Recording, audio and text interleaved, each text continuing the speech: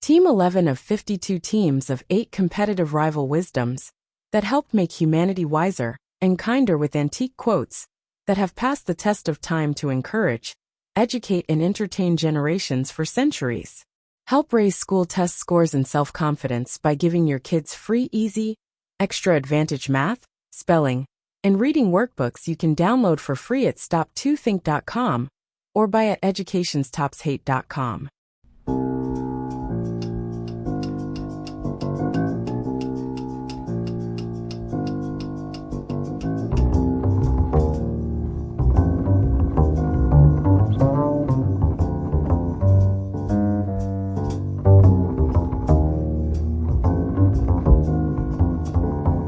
Team quote 11.1. A house divided against itself cannot stand. Abraham Lincoln 1806 to 1865. The quote, "A house divided against itself cannot stand," is one of Abraham Lincoln's most famous statements. He used this metaphor in his acceptance speech as the Republican candidate for U.S. Senate from Illinois on June 16, 1858. The speech became known as the House Divided speech. Lincoln was referencing the deep divisions in America over slavery, arguing that the nation could not endure permanently half slave and half free. He believed it would eventually become all one or all the other. The metaphor itself has biblical origins from Mark 3 verse 25, where Jesus states, "And if a house be divided against itself, that house cannot stand." This powerful statement foreshadowed the coming Civil War and highlighted Lincoln's understanding that the tensions over slavery would eventually force a resolution one way or another. Though Lincoln lost that Senate race to Stephen Douglas, the speech helped establish him as a national political figure and contributed to his eventual presidential nomination and election in 1860. The quote remains relevant today as a warning about the dangers of deep national division and the importance of finding common ground on fundamental issues. Team quote 11.2. There are times when the greatest change needed is my viewpoint. Denis Diderot 1713 to 1784. This reflective quote from Diderot, a key figure of the French Enlightenment, demonstrates remarkable self-awareness and intellectual humility. As one of the co-founders of the Encyclopédie and a prominent philosopher, Diderot was known for challenging established views. Yet here he acknowledges that sometimes the most important transformation needs to happen within ourselves. What makes this observation particularly powerful is that it comes from someone who dedicated his life to changing others' viewpoints through his writings and philosophical works. Yet he recognized that intellectual growth often requires us to question and revise our own perspectives, rather than simply trying to change others. The quote has a striking modern relevance in our era of polarized discourse and entrenched viewpoints. It suggests that before seeking to change others or the world around us, we might first need to examine and potentially adjust our own way of seeing things. This kind of personal intellectual flexibility was a cornerstone of Enlightenment thinking, but it remains just as crucial today. There's also a subtle depth to his use of the phrase, "greatest change needed," suggesting that sometimes shifting our own perspective might actually be more transformative than changing external circumstances. It's an insight that applies to personal relationships, intellectual discourse, and even larger social issues. This message feels especially relevant in a time when many people are firmly convinced of their own rightness and struggling to see things from different angles. Diderot reminds us that intellectual growth often begins with the willingness to question our own viewpoint. Team quote 11.3. Resolve and thou art free. Henry Wadsworth Longfellow 1807 to 1882. This concise yet powerful quote from Longfellow captures a fundamental truth about personal agency and determination. As one of America's most beloved poets, Longfellow had a gift for distilling complex ideas into memorable phrases. And here he expresses how inner resolve can be the key to personal freedom. The quote's elegant simplicity, just 5 words, belies its philosophical depth. It suggests that freedom isn't just about external circumstances, but about our internal state of mind and determination. The use of the archaic thou gives it a timeless, almost commanding quality, as if speaking directly to the human spirit across generations. What makes this particularly interesting is how it positions freedom, not as something granted from outside, but as something we can claim through our own determination. The word resolve implies both decision and action. It's not just about wanting to be free, but about firmly deciding to be free and acting on that decision. There's also a fascinating tension in the quote between its simplicity and the complexity of actually living it. While the statement is straightforward, the act of maintaining resolve in the face of obstacles requires tremendous strength and persistence. This message resonates across many contexts, whether breaking free from literal bonds, overcoming personal limitations, or pushing past self-imposed restrictions. Longfellow suggests that our own determination can be the key to unlocking whatever holds us back. Team quote 11.4. Freedom is a system based on courage. Charles Peguy, 1873–1914. This profound quote from Charles Peguy, the French poet and essayist, offers a compelling perspective on the nature of freedom. Rather than viewing freedom as just a state of being or a set of rights, he frames it as a system, suggesting something that must be actively maintained and operated, with courage as its fundamental component. What makes this insight particularly powerful is its recognition that freedom isn't self-sustaining. By describing it as a system, Peguy implies that freedom requires ongoing maintenance, participation, and vigilance. The emphasis on courage suggests that maintaining freedom often demands facing fears, taking risks, and standing up for principles even when it's difficult. This understanding seems to have been shaped by Peguy's own experiences as a socialist and Catholic thinker in France during a period of significant social and political tension. He recognized that freedom isn't just about the absence of constraints, but about the presence of courage, both individual and collective, to maintain and defend it.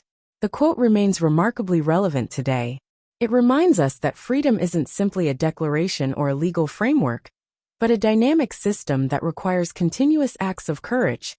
The courage to speak truth, to defend others' rights, to question authority when necessary, and to take responsibility for maintaining free institutions.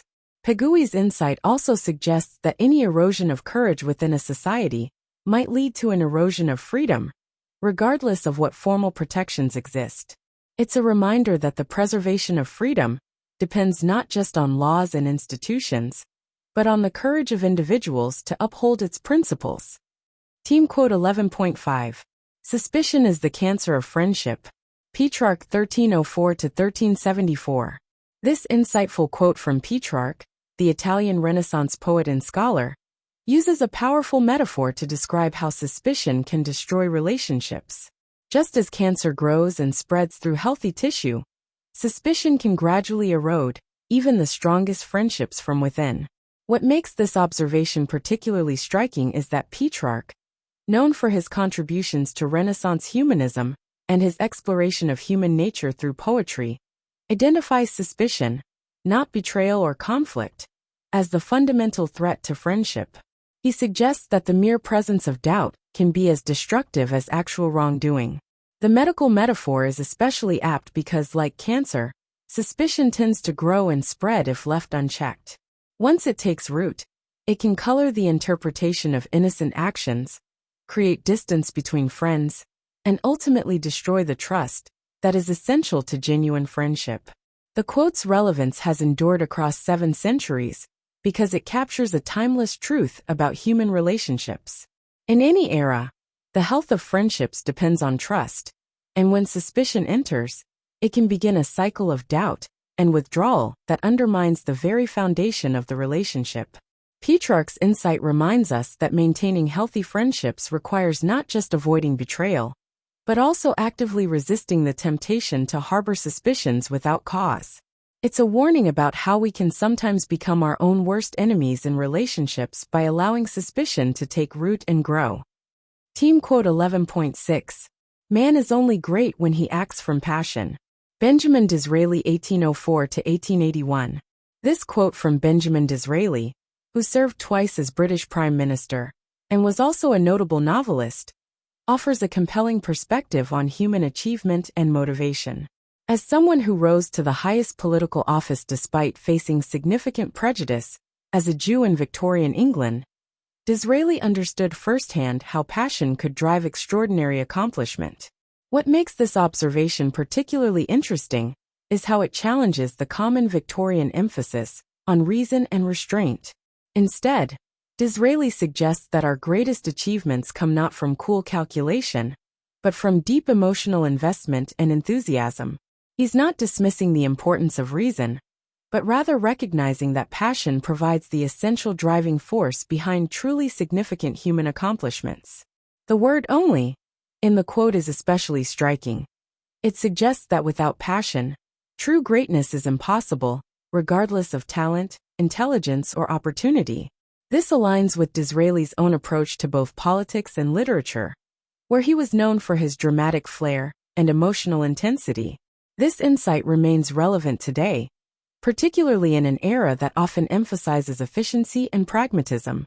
It reminds us that while skills and knowledge are important, it's genuine passion that typically drives innovation, creativity, and transformative achievement.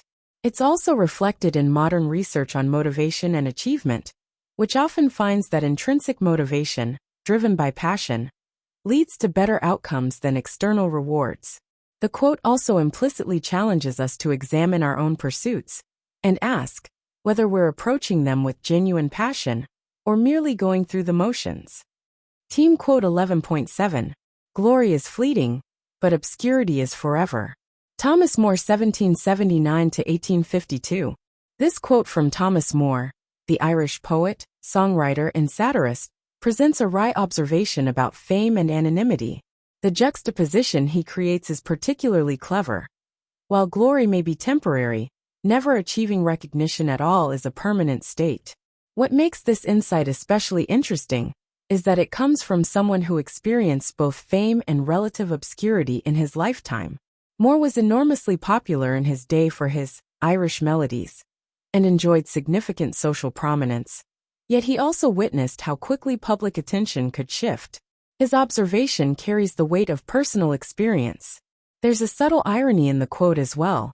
By writing about the permanence of obscurity, More created a memorable statement that has itself outlived his own period of glory.